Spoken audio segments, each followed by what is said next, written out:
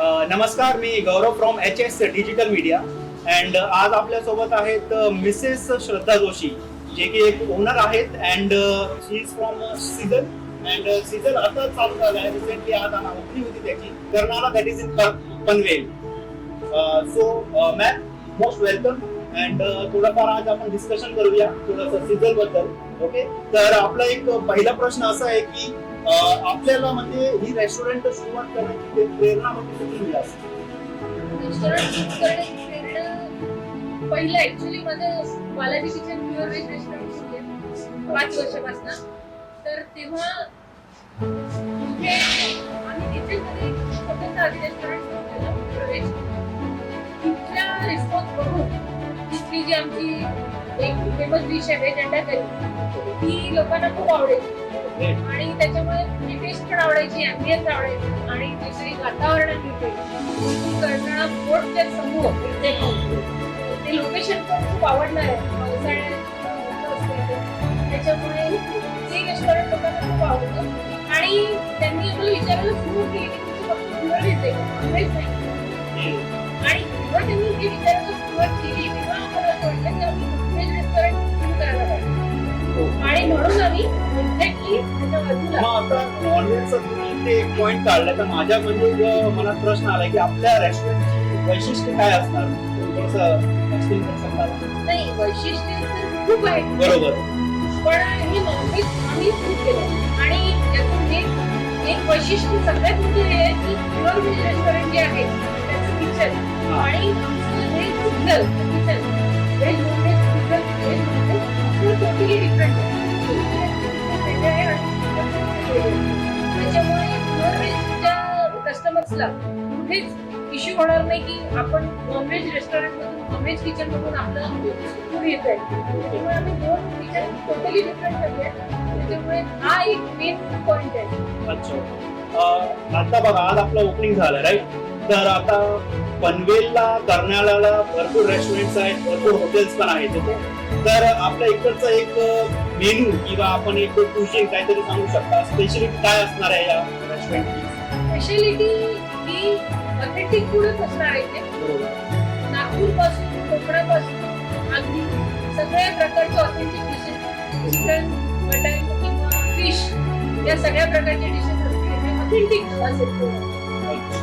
आणि आपलं ॲम्बियन्स, गरम गरम जेवण इथे. आता पण आपल्याला थंडी वाजते यावेळेला, इथला थंडावा आणि सगळं एन्जॉय करायला कस्टमर्स इथे यावं आणि भरपूर ते एन्जॉय करता येतं.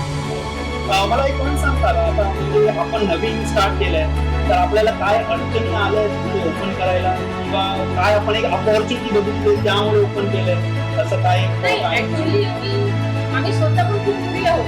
आम्ही वेगवेगळे रेस्टॉरंट मध्ये जात असतो, पण जेव्हा आम्ही रेस्टॉरंटला जातो आम्ही विचारतो की हे असायला पाहिजे होतं, ते हे असायला पाहिजे, काहीतरी ही कमी.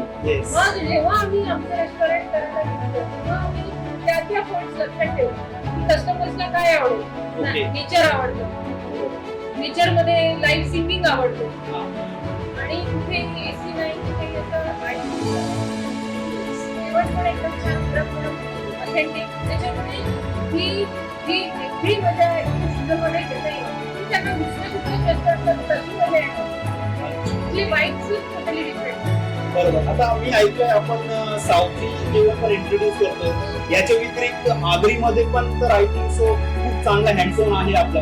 ओके, आणि इकडचा एरिया पण तसंच आहे की बाबा आगरी जेवण तर पाहिजे. याच्या व्यतिरिक्त मला असं वाटतंय की सी फूड मध्ये पण तर थोडंफार त्याच्यामध्ये एलिब्रेट करू शकता का, काय स्पेशल काय?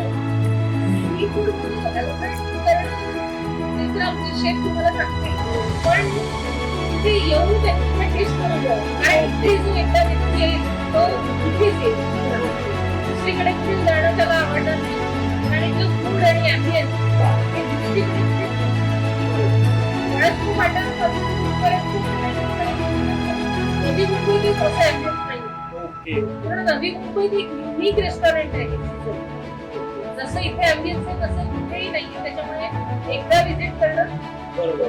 मग आता I think so Naveen restaurant आहे तर इथे couples, families, even kids, may be त्यांच्यासाठी सगळ्यांसाठी काहीतरी युनिकनेस त्यांना पण भेटेल असं मला वाटतं. आणि ऍक्च्युली इथे नेटवर्क पण येत नाही, त्याच्यामुळे लोक जे रेस्टॉरंटला जातात स्वतःच्या मोबाईलमध्ये बिझनेस करतात एकमेकांसोबत क्वालिटी टाईम स्पेंड करता येईल त्याच्यामुळे त्यांना अजून छान वाटेल.